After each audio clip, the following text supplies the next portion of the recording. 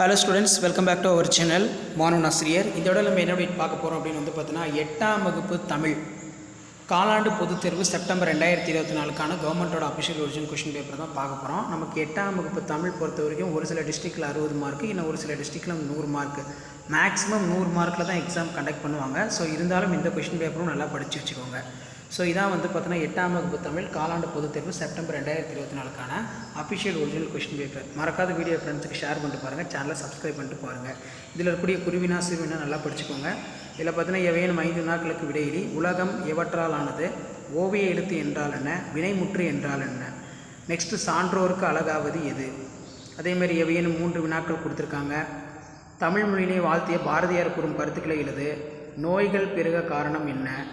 அடுத்து 2x8 16.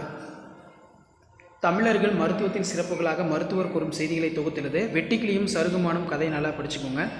நான் விரும்பும் கவிஞர் பாரதியார்.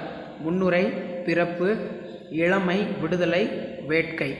விளையாட்டுப் போட்டியில் வெற்றி பெற்ற நண்பனுக்கு பாராட்டு கடிதம் எழுதுக. ஸோ கண்டிப்பாக இந்த கொஸ்டின் பேப்பரில் இருக்கக்கூடிய கொஸ்டின் எதுவும் ஸ்கிப் பண்ணாதீங்க, எல்லாத்தையும் நல்லா படிச்சுக்கோங்க.